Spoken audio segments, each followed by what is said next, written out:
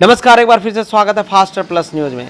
और आज उपस्थित हैं जनपद महाराजगंज के परतावल नगर पंचायत में, जो एक पहले ग्राम सभा हुआ करता था, लेकिन इस बार नगर पंचायत में ये तब्दील हो चुका है। और यहाँ भी नगर पंचायत का चुनाव का सिलसिला जारी है। प्रत्याशी अपने एजेंडे को लेकर, अपने मुद्दे को लेकर नगर पंचायत की जनता के बीच जा रहे हैं और लुभाने का, बताने का और चुनाव जीतने की तरह तरह के प्रोपेगेंडा अपना रहे हैं। इसी क्रम में आज हमारे साथ जुड़ चुके हैं, चूँकि पता चला है कि इन्होंने बहुत समय दिया है नगर पंचायत वार्ड संख्या 15 के बीच में। और इनका नाम है विनय वर्मा उर्फ पुरुषोत्तम वर्मा जी, जो समाज की सेवा हमेशा करते चले आए हैं और इस समय नगर पंचायत के वार्ड संख्या 15 के एक सभासद प्रत्याशी के रूप में चलने का काम कर रहे हैं। हम इनसे बात करेंगे और जानने का प्रयास करेंगे इनकी समस्या क्या है नगर वार्ड में और किन मुद्दों के साथ चुनाव की तैयारी कर रहे हैं। बहुत बहुत स्वागत नेताजी, कैसे हैं? सबसे पहले तो मैं मीडिया प्रभारी लोगों को मेरे तरफ से नमस्कार और पूरे जनता जनार्दन को मेरा सादर प्रणाम और माननीय ज्ञानेंद्र सिंह जी को भी मेरा सादर प्रणाम। कैसे हैं सर, क्या हाल चाल है? सब बढ़िया जी। किस चुनाव की तैयारी चल रही है? अच्छी तैयारी चल रही है। सर, आपका नगर पंचायत यानी कि ये परतावल जो है ग्राम सभा हुआ करता था, नगर पंचायत में तब्दील हो गया है, इसका श्रेय किसे देना चाहेंगे? माननीय ज्ञानेंद्र सिंह जी को देंगे, क्योंकि उनके माध्यम से, उनके अथक प्रयास से ये नगर पंचायत होने में सुविधा हुई है। सर, हम आपसे जानना चाहेंगे किस पद के आप उम्मीदवार हैं? हम सभासद पद के उम्मीदवार हैं। वार्ड संख्या 15। सर, वार्ड संख्या 15 के आप सभासद प्रत्याशी हैं। एक बात और जानना चाहेंगे सर, आप एक युवा हैं, क्वालिफिकेशन कितनी होगी सर, यानी योग्यता आपकी कितनी है? मेरा क्वालिफिकेशन है इंटर। यानी आप 12वीं यानी इंटर तक आपने योग्यता ले रखी है। सर, दूसरे सेक्टर के तरफ न जाके, नौकरी की तरफ न जाकर आप राजनीतिक क्षेत्र में आ रहे हैं, क्यों? देखिए, जब कोई शिक्षित आदमी होगा तभी नगर का विकास होगा। अगर शिक्षित नहीं रहेगा तो विकास नहीं कर पाएगा। पहला श्रेय तो यही है। और प्लस पॉइंट ये है कि बेरोजगारी भी है। बेरोजगारी नहीं होता तो मान लीजिए इतने युवा वो नहीं होते हैं। तो हमने देखा इस चीज़ में कि देखिए कोई उतना शिक्षित व्यक्ति है नहीं, तो हम इसलिए चुनाव में अपना पर्चा दाखिला करने के लिए सोच लिए, विचार बना लिए कि चुनाव लड़ेंगे। बहुत ही अच्छी बात आपने कहा कि शिक्षा बहुत महत्वपूर्ण रखता है। राजनीतिक क्षेत्रों में देखा जाता है, जहाँ जहाँ आप सभी लोग देखे होंगे कि बड़े बड़े नेताओं की अगर क्वालिफिकेशन देख लिया जाए तो 8वीं पास 10वीं पास तो बहुत कम ही लोग मिलने वाले हैं, क्योंकि वहाँ राजनीतिक में किसी भी योग्यता का वरीयता नहीं रखा जाता है कि इस योग्यता के आप रहेंगे तो ये पद के लिए उम्मीदवार बन सकते हैं, चुनाव लड़ सकते हैं। नेताजी बहुत ही अच्छी बात कर रहे हैं। नेताजी, ये राय आपसे लेना चाहेंगे, क्या राजनीतिक क्षेत्रों में जिस तरह नौकरी सेक्टर में योग्यता का डिमांड रखा जाता है उसी तरह राजनीतिक क्षेत्र में होना चाहिए कि नहीं? मैं सरकार से यही उम्मीद करना चाहता हूँ कि आप हर जगह हाई स्कूल, न्यूनतम हाई स्कूल अगर शिक्षित हो तभी वो वोटर लिस्ट में चाहे वो मतलब पर्चा दाखिला कर सके, नहीं तो अन्यथा उसका लड़ना बेकार है। ये बहुत ही अच्छी बात है, क्योंकि अगर प्रत्याशी शिक्षित रहेगा, एजुकेटेड रहेगा, समझदार रहेगा, तभी जाके नगर पंचायत का, वार्ड का विकास हो सकता है और एक दूसरे के हक अधिकार की लड़ाई लड़ी जा सकती है। नेताजी, कब से आप राजनीतिक क्षेत्र में हैं? राजनीतिक क्षेत्र में सर मैं 3 साल से हूँ, लगातार कंटिन्यू। कोई और भी चुनाव लड़े हैं क्या? नहीं, ये मेरा फर्स्ट है और यही पहला चुनाव। वार्ड संख्या 15 के आप सभासद प्रत्याशी के रूप में चलने का काम कर रहे हैं।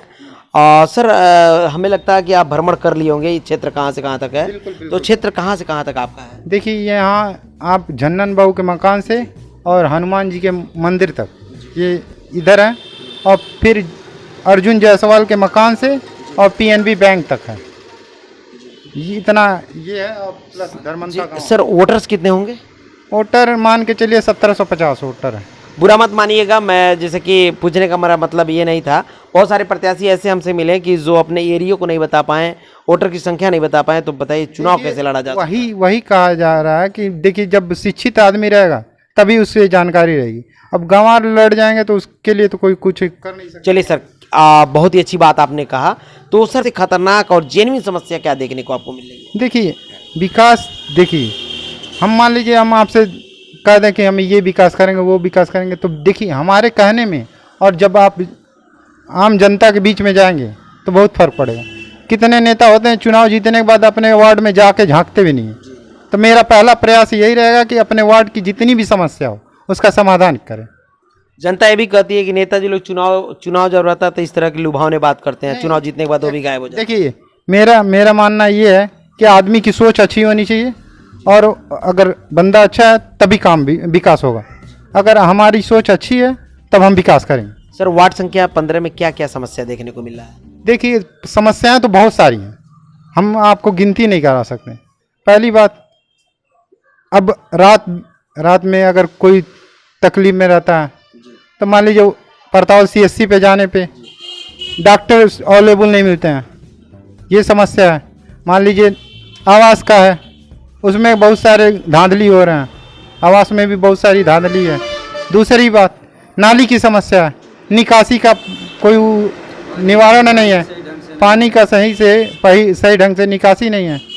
तो ये बहुत सारी समस्या है जहाँ तक आपको सर ये नगर पंचायत तब्दील होने के बाद जनता के ऊपर बोझ पड़ने वाला है या विकास होने वाला है? देखिए बोझ तो पड़ेगा, एक्चुअली बोझ तो पड़ना ही है क्योंकि उन लोगों को टैक्स तो भरना पड़ेगा, मगर टैक्स भरने से उन लोगों को कई लाभ है, एक लाभ नहीं है, अनेकों लाभ हैं। मान लीजिए सरकारी सुविधा आप लोगों को हर एक चीज़ का मिल रहा, प्लस पॉइंट आवास मिलेगा। दूसरी बात, या इसमें नगर पंचायत में रहने से लाइट की सुविधा, हर एक चीज़ की सुविधा मिलेगी आपको। सर आप एक युवा हैं और नगर पंचायत के वार्ड संख्या 15 में चल रहे हैं, युवाओं का कितना समर्थन मिल रहा है? देखिए युवाओं को तो फुल समर्थन है। एक बार हमारे साथ आप किसी दिन समय निकालिए तो मैं आपको दिखाऊं कि कितना मेरा समर्थन है। थोड़ा सा घबराहट होती है? नहीं कोई दिक्कत नहीं, रोक दिया जाए? नहीं, आप एकदम बिल्कुल आराम से पूछिए, हमें कोई घबराहट नहीं हो रही। वो चलिए बहुत अच्छी बात है, चूँकि समय देना और पूछना हमारा काम है, क्योंकि बहुत सारे लोग प्रत्याशी जो हैं हिचकने लगते हैं, घबराने लगते हैं। तो बहुत अच्छी बात है नेताजी, आपने जनता के बीच में चला है। किस पार्टी से आने का तैयारी हो रही है? देखिए मैं निर्दल हूँ, मैं किसी पार्टी से अभी मेरा पार्टी से कोई मतलब नहीं है। जब जीतने के बाद मैं सोचूंगा, विचार करूंगा, मेरे दिल में होगा उस पार्टी में मैं जाऊँ। क्या निर्दल आएंगे और पार्टी के लोग आएंगे तो कुछ प्रभाव पड़ेगा चुनाव में? देखिए इसमें कोई पार्टी से कोई मतलब नहीं होता, इसमें पार्टी का कोई मायने मतलब ही नहीं है। इसमें व्यक्तित्व मायने रखता है, आपका व्यवहार कैसा है, आप है कैसे, ये मायने रखता है। तो सबसे बढ़िया हम यही चाहेंगे कि भाई देखिए आपका छवि अच्छा है और व्यवहार अच्छा है तो आप 100% जीतेंगे। नेताजी नगर वार्ड संख्या में बहुत सारे प्रत्याशी लड़ रहे हैं चुनाव, तो किन से आप कमजोर महसूस कर रहे हैं या किन से आपकी लड़ाई लग रही है? देखिए हम एक बात बता दें, किसी से हमारा कोई तुलना नहीं है, मैं किसी से तुलना नहीं कर सकता।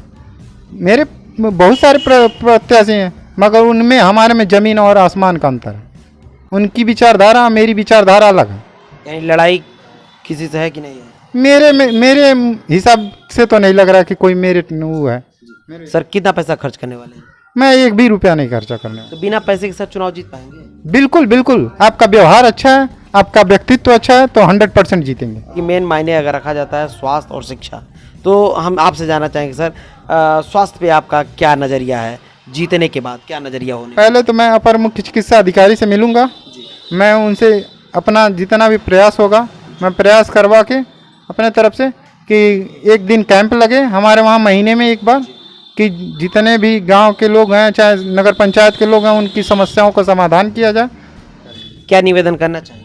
मैं आप जनता जनार्दन से यही कहना चाहता हूँ कि मैं वार्ड नंबर 15 से बीना वर्मा और पुरुषोत्तम वर्मा सभासद पद के प्रत्याशी वार्ड नंबर महंत अवैधनाथ नगर, कि आप लोग एक बार पढ़े लिखे और शिक्षित ईमानदार प्रत्याशी को जिताएं और अपना विकास करवाएं।